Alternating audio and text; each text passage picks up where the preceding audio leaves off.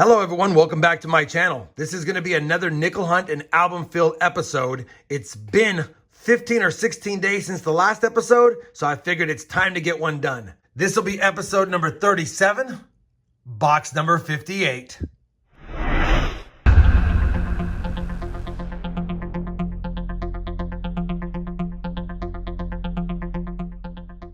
Hey everyone, it's Rob with RobFindsTreasure, and that's right, it has been over 2 weeks since my last nickel hunt and album fill episode, mainly because I have gotten so many uncirculated nickel boxes lately, I just didn't have 2 boxes to hunt.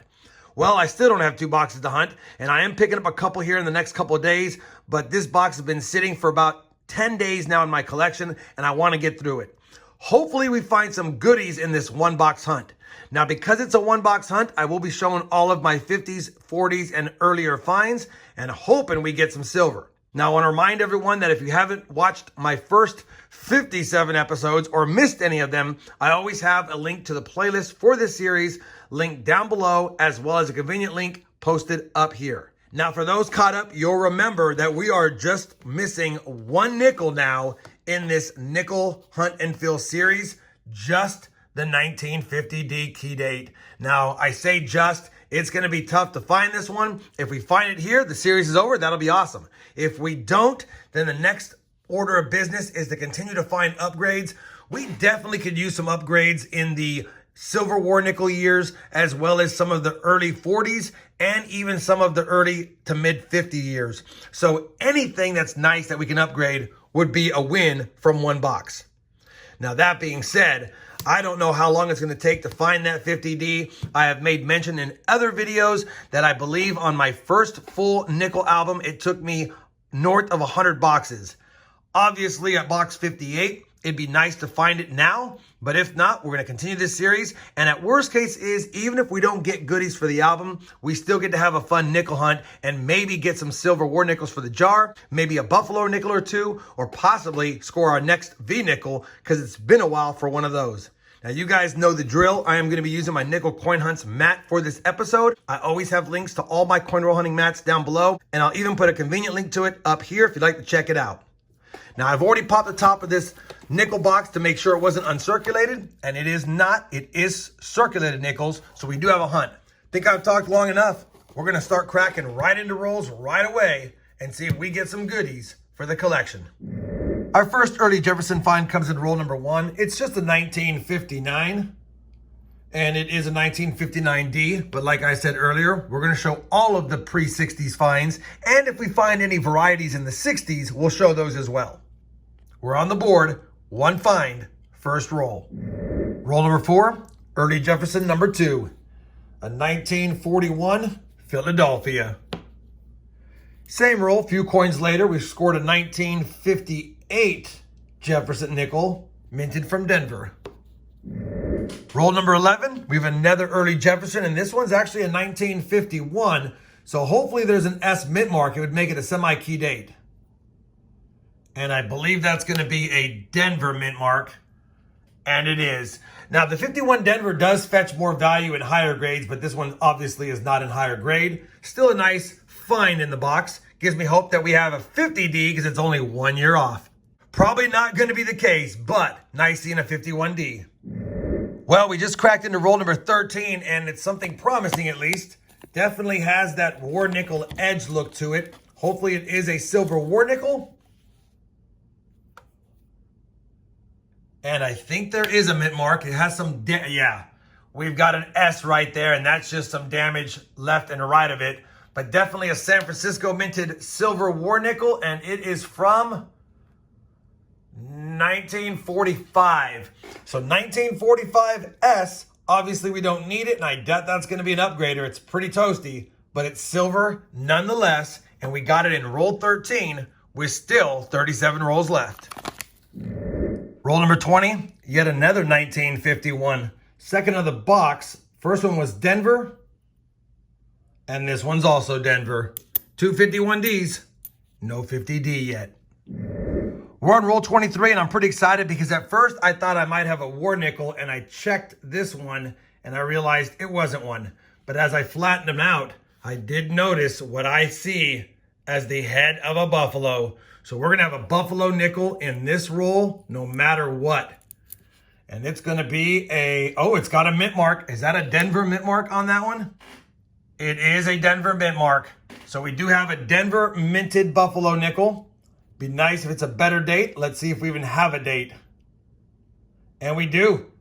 1929D. Now I do have my better dates listed here. 29D is not a better date, and there is no real varieties on the 29D as well. So we don't really get a chance to check for any variety either, but a dated 1929 Denver minted buffalo nickel in the box. I'll take that all day. Good to see. A war nickel and a buffalo with some early finds, not even halfway done. Roll 31, we have another 40s Jefferson nickel, actually only our second from the 40s of the hunt, other than the war nickel, but it's a 1946 Philadelphia, and it doesn't appear to be a Henning nickel, but either way, it's another nice find, 1 year off of a second silver found though. Let's get back to the hunt, 19 more rolls. Roll 35 is gonna yield a 1955 nickel right here. And this one is from Denver. Now, he wanted the Philadelphia. It's a harder to find date. But a 55D, you can check for that D over S. And judging by what I see here, I don't see a D over S. But still another 50s nickel found. And it's not in that bad a shape. Potential upgrade. We'll have to see. Roll 36. And I think we might have two finds here. But I can see the first one no matter what. And that's going to be a 1941 Philadelphia. And since I have you here, this one looks a little old, and it's very old. That's going to be a 1939. If it has a mint mark, it's a key date. If it doesn't, we can check it for the DDR. And there is no mint mark, so it's a 39 Philadelphia, but there's a nice DDR on the words 5 cents and Monticello, which unfortunately I don't see. So it's not the DDR, but it's definitely a Philly. And we've got one from the 30s now, which I'll take all day. Roll 39, another 40s find. And it's a pretty decent 1947. 1947 Philadelphia too. Not that bad for a 47 nickel, and I'll have to look at it against the album. Could be an upgrade, but we won't know until we get into it. Roll 42. Another 40s nickel, 1941, Philadelphia again. Roll 44, a 50s nickel, a 1952, Philadelphia. We'll take it though. Roll 45, yet another 1952 nickel. This one from Philadelphia again. Well, we just cracked open roll 46, and we're going to have another buffalo nickel because sticking out of the back, you can see it right there. 2 buffaloes and a war nickel in this box. I'll take that all day. Is there a date? And there is a date. 1936, Philadelphia. 36 Philadelphia. 2 dated buffalo nickels in the same box. That's what we look for if we can't find stuff for the album, other than silver, of course, as well. All right, back to the hunt. Drawn near close. Same roll. Couple of coins later, 1956, Philadelphia. Still the same roll, just showing all the finds. A 1959 Denver. Pretty toasty. Roll number 49, and we have our first nickel from exactly 1940 of the hunt. And it's a 40 Philadelphia. Well, we finished that nickel box 58 of the series, and we know we didn't have any additions to the album because all we need is a 50D, and we didn't find one. That being said, it was a pretty productive box. We got 9 from the 50s, 6 from the 40s, but we also got that war nickel from the 40s, which makes 7. We also got a 39P from the 30s and 2 buffalo nickels that were dated, a 29D and a 36P. On top of that, I pulled it aside. It's a pretty nice 1965, as you can see, with some toning. Obviously, it's still in circulated condition, but thought it was kind of cool. I'll probably just hold on to it because it is kind of nice. Let me see if I have any upgraders for the album, although nothing is really standing out as an upgrader. Maybe that 47, we'll have to take a look. Let me do that. I'll bring it back if I upgrade any, and with my final thoughts and a look at the album. Well, we've combed through the finds, and I'll tell you, man, the 51D and the 52D were close. I almost upgraded them, but they just weren't worth pulling out. The nickels, 52D is decent, and so is the 51D. But compared to the ones I had, man, it was just too close of a call. So I'm not going to pull them out just to put one in that might be slightly better at best.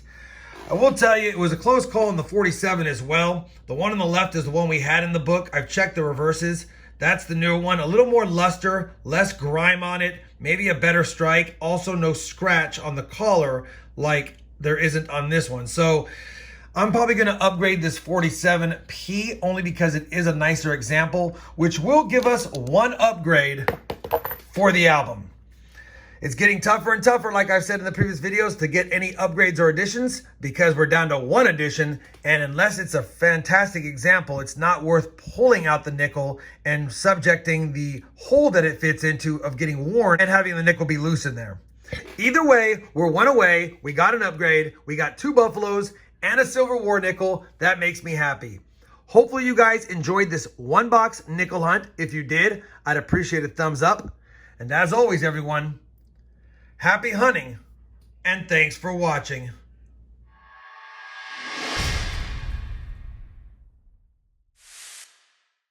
Not the prettiest piece of silver on the planet, but the jar doesn't care.